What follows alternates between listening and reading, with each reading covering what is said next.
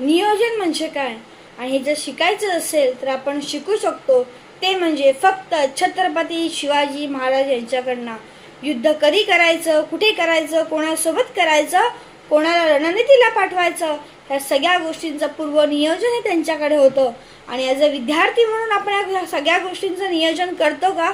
आपण फक्त time table बनवतो की सकाळी 5ला उठायचं, मग हे करायचं, हे करायचं, हे करायचं. त्याच्यामध्ये कुठल्याही प्रकारचं काय, कधी, कुठे, केव्हा, कसं हे कुठल्याही प्रश्नांची उत्तरं आपल्या टाइम टेबलमध्ये नसतं.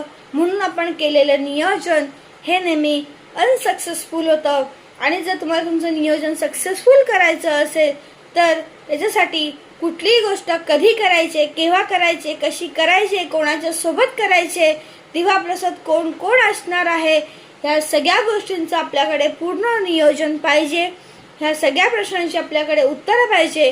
तरच तर आपण पूर्णपणे एखाद्या गोष्टीचं मध्ये सक्सेस होऊ शकतो.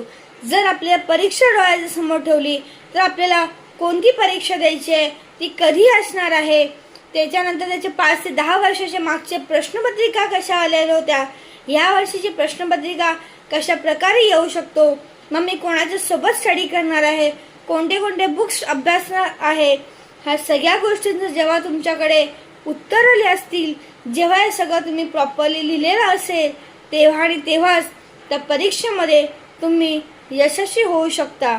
आणि जर तुम्हाला ह्याचं डिटेलिंग बघायचं असेल, त्याची यूट्यूबवरती आपण एक व्हिडिओ अपलोड केली आहे. त्याच्यात तुम्हाला ह्या सगळ्या गोष्टीची एक तुम्हाला स्क्रिप्ट बघायला भेटेल. त्याच्या आधारे तुम्ही तुमचं हे प्रॉपरली पूर्ण नियोजन करू शकता आणि यशस्वी होऊ शकता.